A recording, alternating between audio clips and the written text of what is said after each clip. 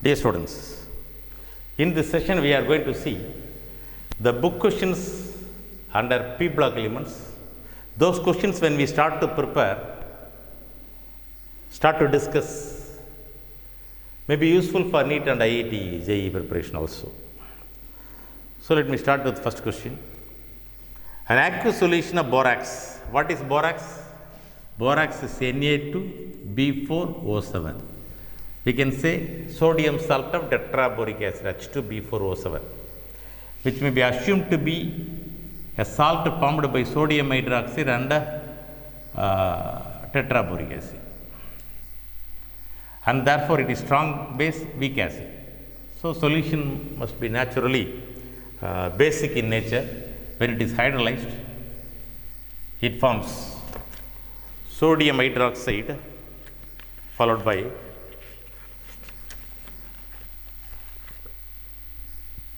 sodium hydroxide and boric acid. All the boron present here will become boric acid and all the sodium will become sodium hydroxide. Boric acid is a weak monobasic acid. Sodium hydroxide is a strong acid, and therefore strong base, weak acid, and the solution should be actually basic. How to balance the equation? 2 sodium, 2, 4 boron, 4, and therefore 12 plus 2, 14, 7H2. I think it is balanced equation. So when borax is hydrolyzed, it forms a strong base and weak acid, hence the solution is basic in nature. Then boric acid is an acid because its molecule. So we said it is a weak acid. Next question is coined from that. It contains replaceable hydrogen ion. We may be thinking that boric acid is a tribasic acid, molecular formula BOH thrice, and therefore 3 hydrogen atoms are replaceable. It is a tribasic acid. Likewise, we may think, but it is wrong. It is not a tribasic acid. It is not even a monobasic acid, exactly speaking. It cannot give its H plus ion. So, contains replaceable hydrogen ion is wrong. It is not having replaceable hydrogen ion. Gives up a proton. No, it cannot give up a proton. H3O plus, H3BO3 cannot give H plus. It cannot give H plus directly. Combines with proton to form water molecule. If it combines with proton, it is said to be a base. So that is also wrong. Accepts hydroxide ion from water releasing proton. That is true. B, OH thrice. When it is made to react with water, it accepts hydroxide ion. So B, OH 4 times minus and then H plus. It takes up hydroxide ion and therefore it releases proton. And that H plus combines with one more molecule of water to become hydronium ion, because in aqueous solution H plus exists as hydronium ion. If we sum up the equation, a boric acid molecule can furnish a hydronium ion. It is because of that it is said to be acidic and not because it is furnishing hydronium ion. It accepts OH minus, therefore it gives a proton. Which among the following is not a borane? So first compound B2H6 is a diborane. Second one, molecular formula may not be correct. Third one, tetraborane, and therefore B is not a borane. Next question. Which of the following metals has the largest abundance in the earth crust? Among the given, silicon is more available, but here aluminum is given. So aluminum is the largest, aluminum is available to the largest extent in the earth crust when compared to calcium, magnesium and sodium. In diborane, the number of electrons that accounts for banana bonds in is. So how many electrons are involved in banana bonds in diborane? The bond I have to explain now in diborane. It is the structure of diborane. We must know in detail. Of course, structure you might have studied a little bit. I like to explain now. The electronic configuration for boron is 1s2 2s2 2p1, it has got only 3 electrons, 2s 2p, all right. One electron is excited here. So in the excited state, the electronic configuration is like this. One is empty. And all the 4 orbitals, 1s and 3p are involved in hybridization. And we are getting 4 sp3 hybridized orbitals. Among them, 3 are filled, 1 is vacant, empty. So each boron, 1, 2, 3, 4th one empty. Boron, 1, 2, 3, 4th one empty.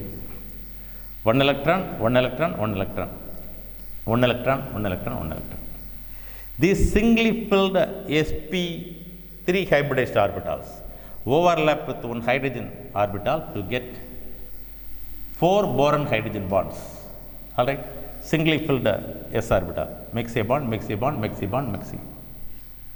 Now all these 4 bonds are in a single plane. The 2 BH bonds are one above the plane, one below the plane.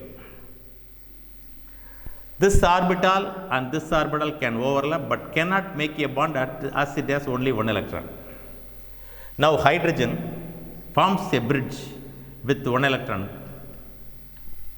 Hydrogen forms a bridge with 1 electron.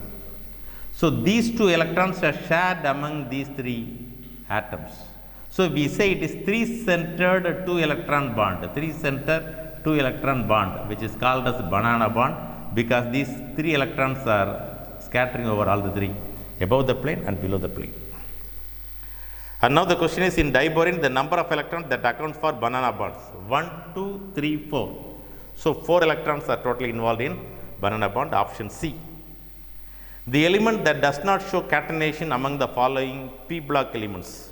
Catenation is the exclusive property of carbon. Carbon is involved in catenation. What is meant by catenation? It can form bond with so many carbon atoms, neighboring carbon atoms. It is be extended with this element. And when we move from top to bottom, carbon, silicon, germanium, tin and lead, the tendency to form catenation is reduced. It is high with carbon, silicon and germanium to some extent, tin and lead is very minimum, lead cannot. So lead cannot form catenation. The last element of the group, carbon group, lead cannot form catenation. Carbon forms fullerene with formula C60. Have which type of hybridization? So almost all the carbon atoms in all the allotropic forms are involved in sp2 hybridization except diamond. Except diamond, graphite, fullerene, graphene and the carbon nanotube, all these things, in all these allotropes, carbon is involved in sp2 hybridization. So C option is correct. Next question. Oxidation state of carbon in its hydrides. Usually carbon is having 4 electrons in its valence shell. It is shared with 4 other atoms, maybe hydrogen, to give 4 carbon hydrogen bonds which are covalent. But it may show in certain occasions plus, in certain occasions minus. In the case of hydrides, hydrogen is in positive state and therefore carbon show negative oxidation state, and we get -4 oxidation state for carbon in its hydrides. Then the basic structural unit of silicates. Silicates, we have different forms of silicates and all the silicates are made of the tetrahedral units of SiO4 4-. SiO4. All the oxygen atoms are having 1 electron extra when it makes bond with metal. So we will be getting a tetrahedral shape for SiO4. These units are joined together either by sharing 1 electron, 2 electron, 3 electron or all the 4 electrons. Thereby we get different forms of silicates. So option D is the correct one. The repeating unit in silicon is, silicones are organosilicon polymers. Organic side chain should be present, and it should be the polymer containing SiO n times. This bond should be repeated n times. And we may have alkyl group at both ends, or sometimes it may also be O and extended. But we should have SiO extended bond we should have. So this repetition we call a silicone. This unit has to be repeated. Sometimes this R can be replaced by OSI, something like that. If it is three-dimensional silicone like that. Which of the following is not sp2 hybridized? Next question, sorry. Which of these is not a monomer for a high molecular mass silicone polymer?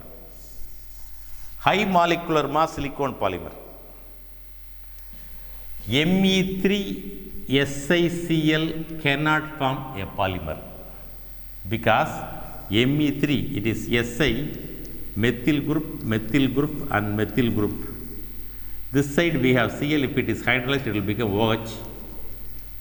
When two such molecules get combined, we may get a maximum of this type of a compound, which may not be a polymer. So it may not be the monomer for a polymer molecule. But in the case of next one, see, PHSiCl3.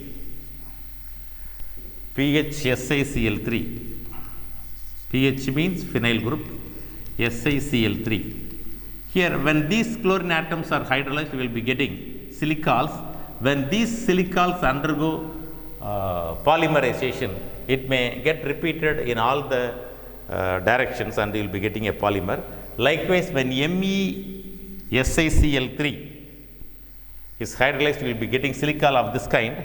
When it can get extended, again Me2SiCl2.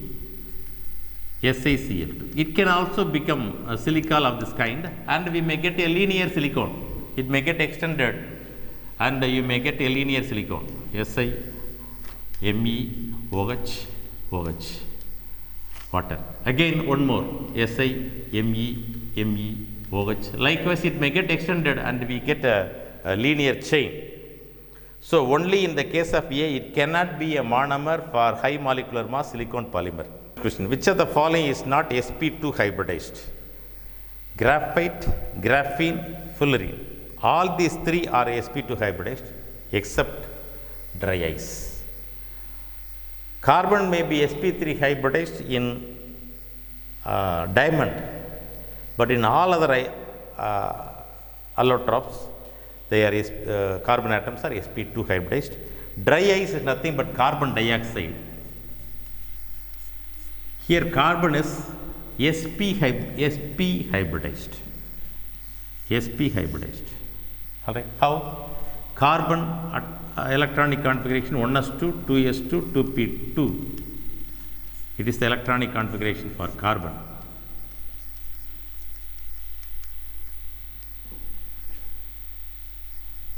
Two s to 2p2. In the excited state, one electron from 2s is migrated to 2p to give the electronic configuration like this. All right. Now it is involved in sp hybridization. One s orbital and one p orbital get hybridized, and the sp hybridized orbital, this side one, this side one. This is carbon sp hybridized, and it is left with the two p orbitals perpendicular to each other. One perpendicular to the board, another one this. Two p orbitals. In the case of oxygen, electronic configuration 1s2, 2s2, 2p4. 6 electrons in the outermost shell. So 1s, 1s2, 2s4. All right. Now each oxygen atom is having two singly filled p orbitals. Two singly filled. One along this axis, one perpendicular. One along this axis, one perpendicular, like this. So you will be getting a pi bond between these two singly filled p orbital of carbon and singly filled p orbital of oxygen 1 pi bond, singly filled p orbital of another carbon, singly filled p orbital of another oxygen, a bond, another pi bond. So 2 pi bonds. And this is 2 sigma bond due to sp hybridized carbon atom. This is how in dry ice we are getting bond.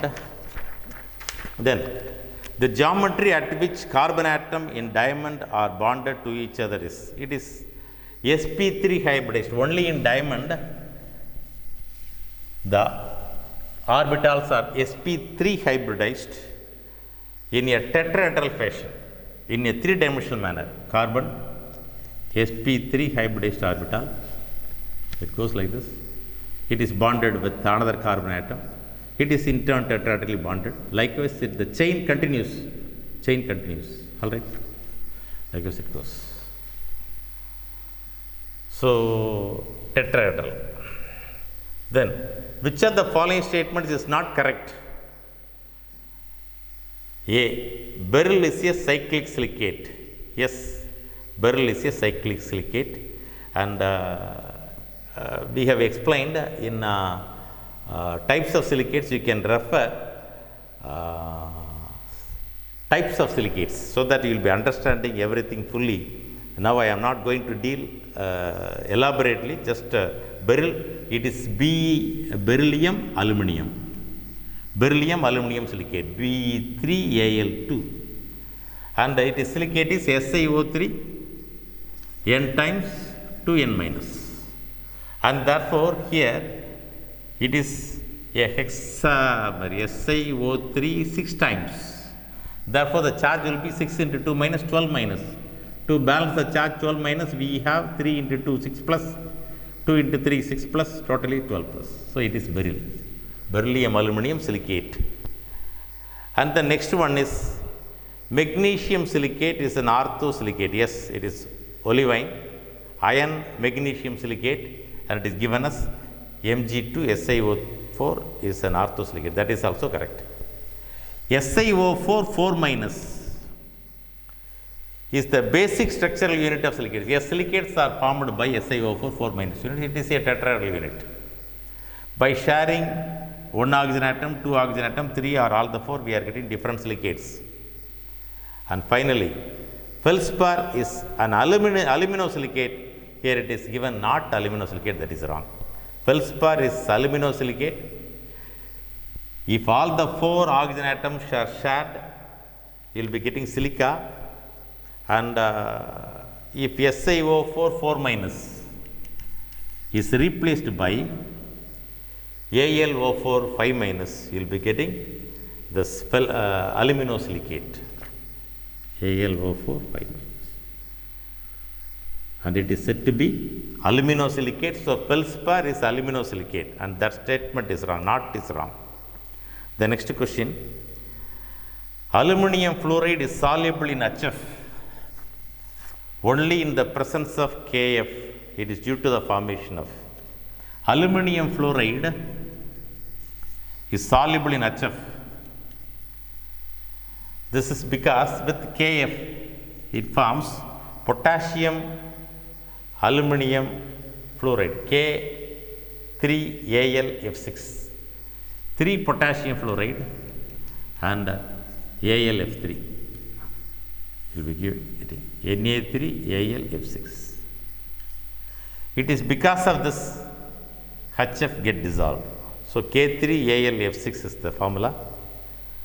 That complex is responsible for the dissolution of hydrogen fluoride. Match items in column 1 with items in column 2 and assign correct code. All right.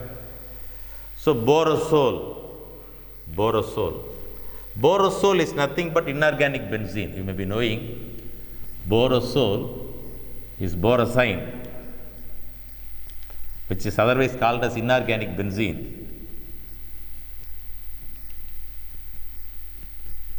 Benzene is